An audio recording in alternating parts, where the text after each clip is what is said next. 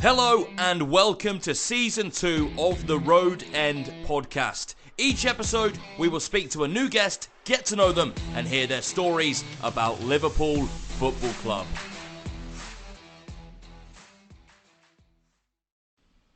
Hi everyone and welcome to Season 2 of the Road End podcast. Today I am joined by former Liverpool first team physio Dave Galley. Dave worked at the club during the brilliant Gerard Houllier era and also the European Cup winning side in Istanbul under Rafa Benitez. Nice to see you, Dave. How are you? I'm fine, Dominic, thanks. How are you? Yeah, good. Thanks for coming on. Good. No, it's a pleasure. My pleasure. Totally. So are you a Liverpool fan? Yeah, from about 18 months old, probably. My home team is Port Vale, and that's me. Sort of still my hometown team, but my dad was always a Liverpool fan, and I had no choice, basically. I was thrust into it as a youngster. What's your earliest memory as a Liverpool fan? To be honest, there's so many.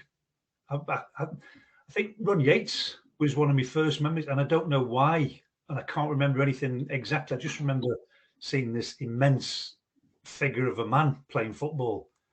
And then obviously when I started there, Ron was still there, and it was unbelievable to meet him. And I actually took my dad, and my dad met him as well, and he was almost in tears. And it's just a lovely memory. So let's start with how you became a physio then, because I'll be honest, I'm not too sure how you came into this industry. So where did that come about? What stage of your life did you decide that's what you wanted to do? When I was forced into it, basically. All I ever wanted to do was play football. That was my life. And I think if you ask probably 99.9% of physios at my age now, they'll probably all say the same thing. They're just players, wanted to play football. That's all they ever wanted to do. Hated school, hated college. Got injured when I was sort of 17, and that was the end of my playing career. I remember lying in the hospital bed in Stoke, and the consultant coming along, and the notes were over the end of the bed on the old-fashioned written notes. And he stood at the end of the bed, just looked at the notes, looked at me, and said, "Oh, football, eh? Yeah, you'll never play again," and just walked off. Honestly, if I could have got out of the bed, I'd have killed him. Luckily, I couldn't get out of the bed. What was the injury? It was my knee. Did my left knee. I just twisted, jumped about 5 inches high, flicked the ball on, and as I came down, it was just like a bag of spanners just giving way. And I found out subsequently, I didn't know at the time, but I torn my ACL, torn my lateral medial ligament, torn the meniscus, and took a big chunk off the femoral condyle, which is not a nice thing in those days. They didn't operate then either, so they operated to reduce the swelling and tidy things up, but they didn't repair anything. So football was done then, and I just spent so long in physio that the physio at the time was Chris Davison was the fella. He said, why don't you do physio, stay in football that way, and earn a living while you're still in the game? Yeah, okay. And I was lucky that I stayed on at sixth form, got my A level, so I got the qualifications, and applied to, at the time, it was remedial gymnastics. And there was only two colleges, Cardiff and Pinderfields in Wakefield. I was lucky enough to get into both, which was, again, very, very lucky. But went to the interview at both of them, and Cardiff was just such a great city, good nightlife, young ladies everywhere. Don't tell the wife. I would never have qualified. Went to Wakefield, and it was an ex-military band that was the principal. Very strict, very regimented, and I thought that's what I need. And never looked back. Absolutely loved my college there, loved it to bits, and went back into football from there. Started off at Port Vale, qualified from Pinderfields. Went to work at a hospital called the Hayward, which is next door, basically to Port Vale's ground. 3 weeks into my job there, the old physio at Port Vale, Lol Hamlet, dropped down dead with a heart attack. Bless him. Lovely old boy. John Rudge had just taken over from John McGrath, and he rang me up. He said, "Would you come back and be sort of physio on a part-time basis?" And I spoke to the hospital. They said, "Yeah, no problem." So I went to Port Vale first thing in the morning, started work at the hospital 8:30, worked through the morning, had an hour where the hospital gave me all the facilities to treat the players, which was great in the hospital. Went to the club at lunchtime, did an hour there, came back, worked the hospital in the afternoon, and then back to the club again in the evening. So it was long, hard days, but absolutely loved it. And then from there went to Fulham. Yeah, 1984, I think it was. 83, 84. It was a long time ago now. A really good friend of mine, Derek Wright, who I've stayed in touch with ever since. And he went to Newcastle and has only just retired now. So he's been there 38 years, bless him. So how did the move to Liverpool come about? I was at Sheffield Wednesday at the time. I'd done England under 18s, then under 21s. I was still doing that. Mark Leather, who was my predecessor, that should have played golf with this morning, but he says he's got a bad back. I don't think he has really. And they were having a bit of trouble with the Michael Owen situation. Gerard Houllier had just come in as manager, and I think he just wanted to make that change.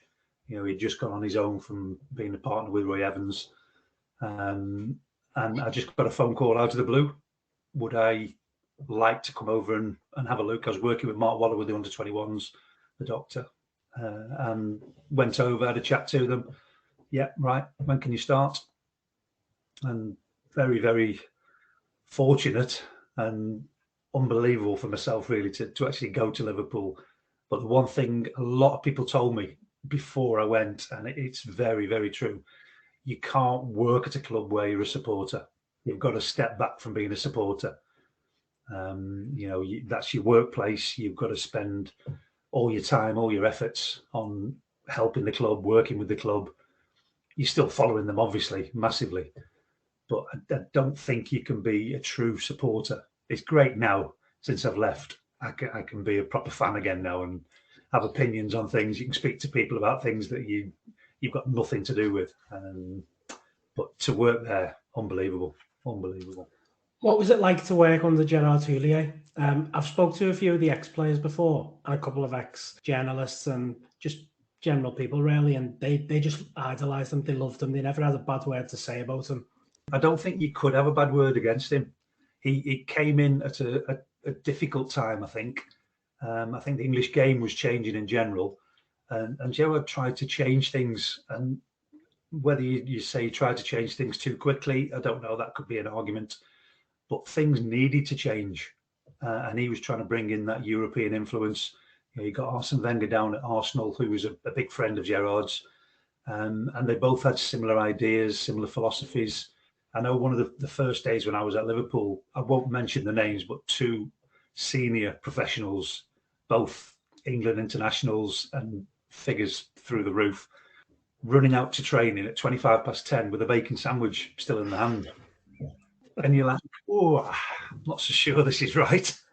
And those sort of things that obviously it was ingrained in the club, was lovely, but they'd got to change. And I think he was the one that saw that change.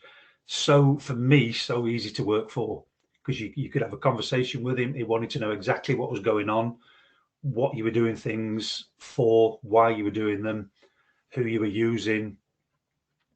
His knowledge was unbelievable, and just very easy to work for. As long as you could justify what you were doing, why you were doing it, he'd let you get on with it, and that was half the battle. And then obviously with his complaint and the Leeds game, that was awful. And he probably was slightly different after that when he came back. I think that did affect him mentally as much as physically. But lovely man, not a word against him.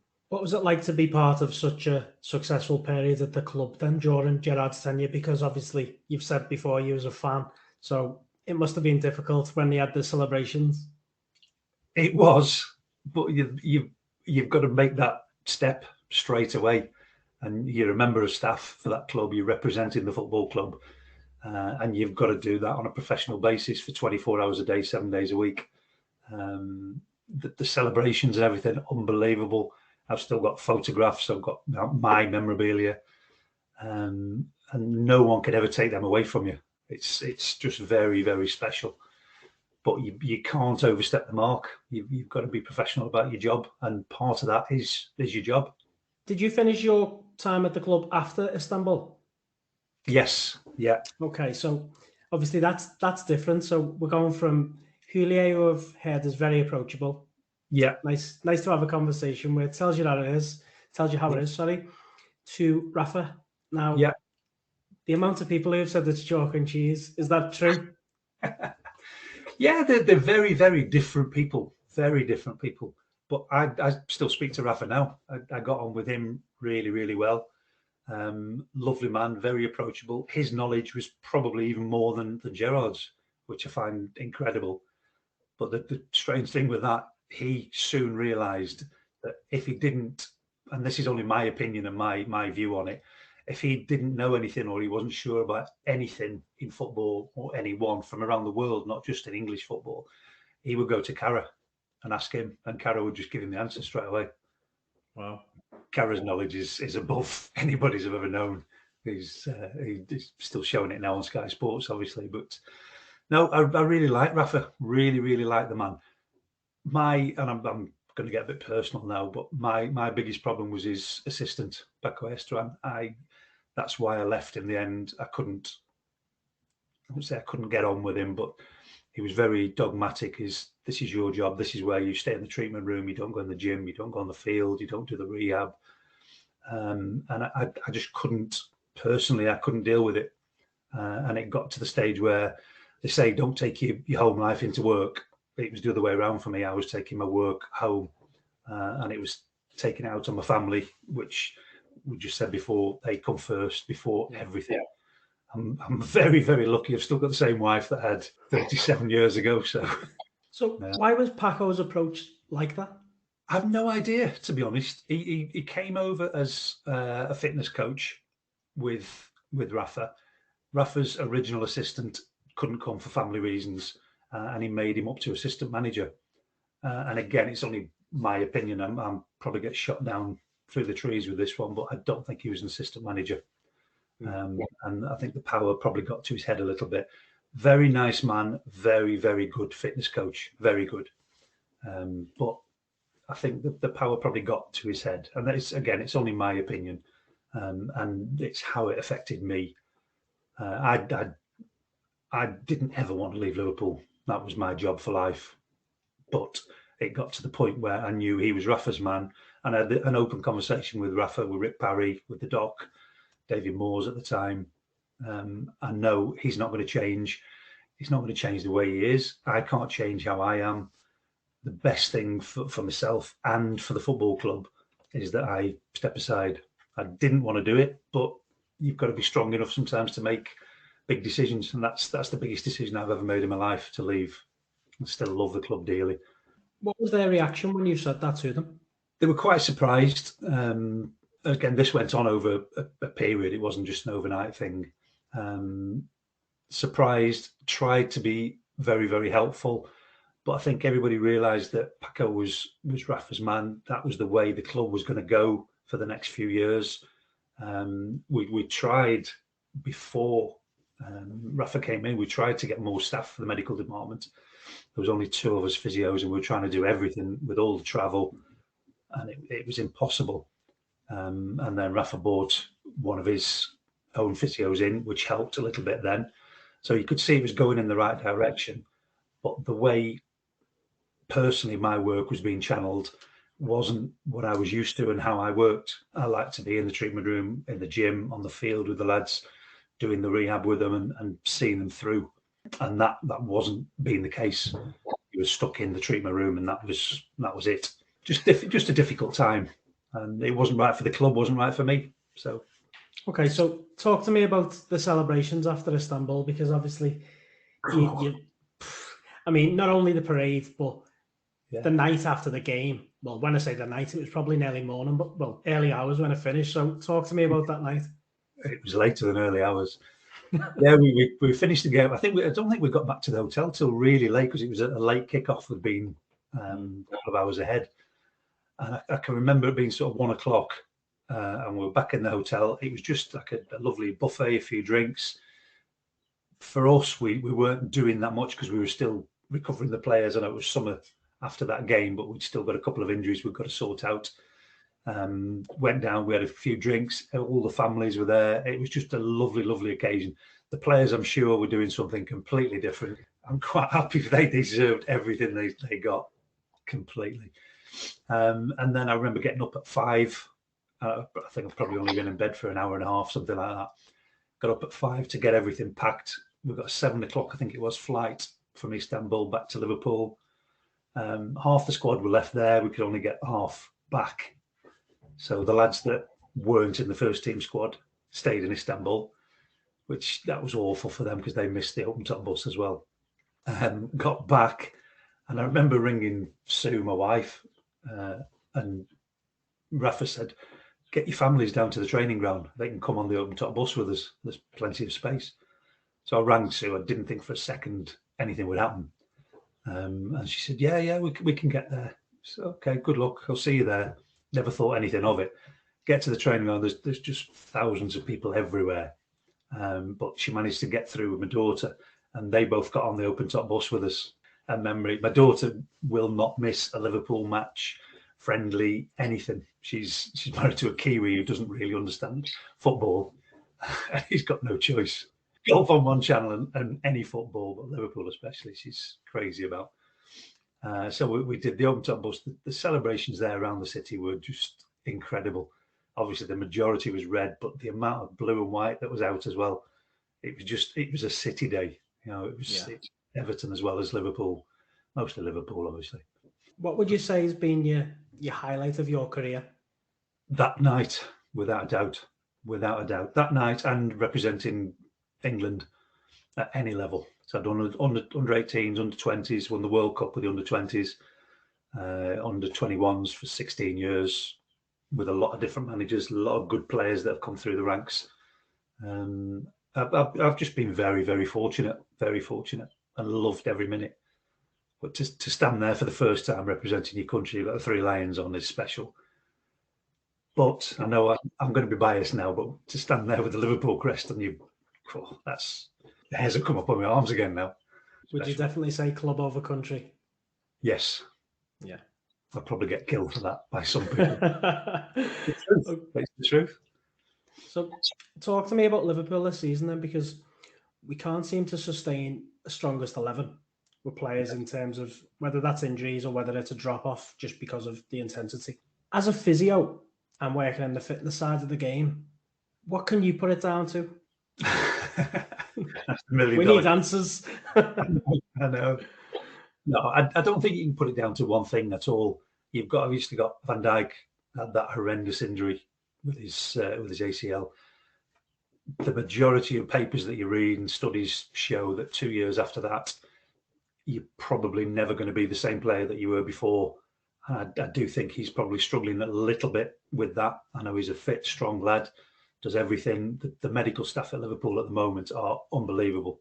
I speak to them all fairly regularly. Great lads, do a fantastic job.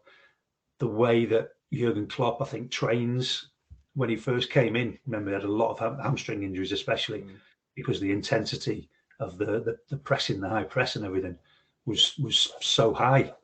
I think you can only carry that out for a couple of years before you start changing personnel. And I think we've probably just got to the stage this season. And again, it's only my humble opinion, very, very humble, but I think we've probably got to the stage where you need to change the personnel if you're going to carry on playing that game. You can't train like that every day and play at that level of intensity all the time. I think it just fades off a little bit. Hate to say this, but I think Alex Ferguson was probably the best at that over his time. You know, it didn't matter who you were, how big you were. If it was right for the club and the time was right, you're out. Yeah. And I think that's probably where we are at the minute. And I really hope he gets the time to change things around and change the squad a little bit. When you look at that, do you look at the lack of investment and think of it as in we are where we are now because of this? Because if you look over the last few windows as a club, as you say, we should have been probably replacing people over time rather than, oh no, it's the summer, we need to get all of them out and all of them in. It just doesn't make sense to me. Yeah. So many things in football don't make sense. In any other industry, it would never happen. But for some reason in football, it does. And again, I know somebody, I can't remember who it was, but somebody in quite a high position told me earlier this season the amount of foreign investment in football that don't understand the English Premier League. Now, whether that has anything to do with it, I don't know. I don't really go too deeply into the politics. And I certainly don't want to get involved in the politics of football because that's a minefield on its own. So that's, you mentioned briefly Virgil. I was going to ask you about that. So he's had obviously a serious injury, one which nothing happened about, which is still baffling. But explain to the listeners, how bad is this injury and how many players do come back from an injury like this to the top of the game again? From the papers I've read and the people I speak to and conferences and things, I'm not so sure that, and this is a brutal opinion, I'm not so sure that anyone really comes back to the same level when they're playing at the level that he's at now. There's one exception that's probably close to it, and that's Ibrahimovic. Now, he's spent years doing his martial arts and everything, so he's got the flexibility, the strength, the posture, everything. Whether that's helped him, I don't know. Virgil, I don't know him at all, so it's not fair to comment on what sort of person he is or anything, but I'm sure he's done everything that he possibly can. It's just the seriousness of the injury. The repair is very, very good now. They used to say 6 months and you're back. That for me is wrong, basically. You've got to be 8-9 months at least to get good stability and good strength in the joint and the mobility around the whole area. But then to come back and play, the other thing that has an effect on the pitches nowadays, the pitches are so good to look good for TV, but you play on them and they're very, very hard. So the give that used to be in the pitch when it used to be the muddy grass, that the pitch would give when your foot hit the ground. That's where the force goes. Now the force comes back up through your body. So you're taking all the more forces through your ankles, your knees, your hips, your low back, everything on every step that you take. So it's a combination of a lot of things. It really is. But it's interesting you should say that.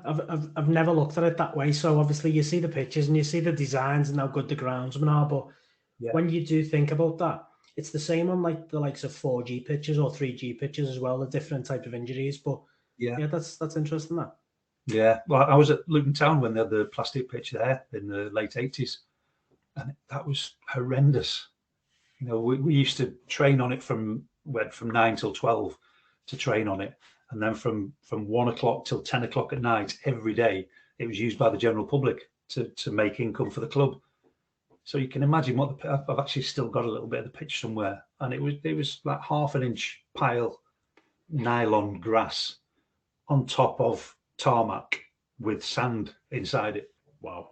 It's like playing in a car park and you're playing a professional.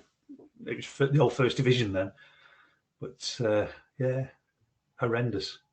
I think the other thing with injuries as well is when you train on different surfaces, that's not good. That's why the majority of training grounds now, the main first team training pitch will be exactly the same surface, size, texture, composition as the first team pitch at the stadium. So before we move on to the quickfire round at the end, I read let's say, an interesting article where Manchester United banned you from England duty. Is this true? Yeah, very true. I've still got the letter. Yeah, I was fortunate again to be invited to go with the full squad with England to help out with Gary Lewin. And I know he'd had a few years of hassle when he was Arsenal and England. And he'd gone full time now with England, asked me to go with him and be the sort of number 2 physio with the full squad. But the only problem with that is I couldn't be involved with first team football. So I thought about it long and hard. Said, yeah, okay, that's good. Again, luckily enough, Rafa at the time had asked me to go back to Liverpool to head up the academy. They wanted to shake up the academy and change all that. It was 2013, something like that. Can't remember now. 2010. So I went back to head up the academy, got all that set up. Went with the first team to Holland. It was the first away game. And second day there, it was Capello's assistant came to me. He said, Dave, we've got a small problem. We need to sort it out. He said, Mr. Ferguson at United isn't too happy with any Liverpool staff being here, but don't worry about it. We'll get it sorted. So, okay, no problem. The next day, Lord Treesman pulled me. He said, Dave, can we have a word? Yeah, I said, it's not quite how we thought it was going to be. If you don't mind, you're going to have to step back to the under-21s. Mr. Ferguson's not happy with any Liverpool staff treating the players. That's how football was. To be fair, I probably agree with them. I don't think there should have been club staff working with the international team as well.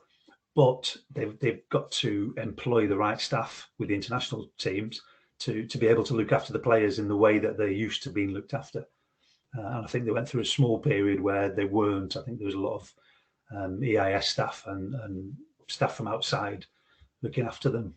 But they've got that sorted now, and Steve Kemp and the boys are doing a great job there. But yeah, funny story, but that's football. We are now going to do a quick fire round with our guests. This could be very controversial. I've got a quick fire round to finish.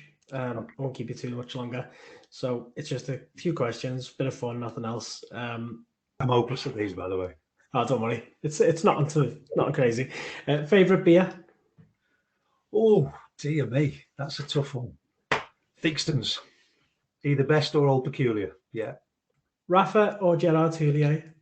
Oh, that's impossible. That's a draw, that one. And if you wasn't a physio, what would you be? Unemployed. I was going to say Crouchy's one then, but I can't say that. God, what would I be? I honestly do not know, because all I wanted to do was play football, and then Physio got thrust upon me. So virgin. Me and Crouchy be sat on the bench. Best player you've ever worked with? Oh, jeez. That's a really difficult one. There has been so many. Player or professional? One of each.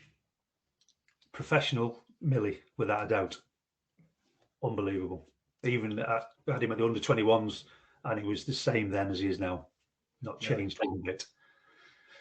Best player? Oh. See, I want to say Stevie G, but I'm trying to think of someone else. There's been so many. Jari Litmanen was unbelievable for his age. Couldn't run a great deal, but geez, his strap-ins, he had 2 strap-ins on his ankles that were like plaster of Paris, and he still could thread a ball through the eye of a needle. Incredible. No, I'd have to go Stevie G.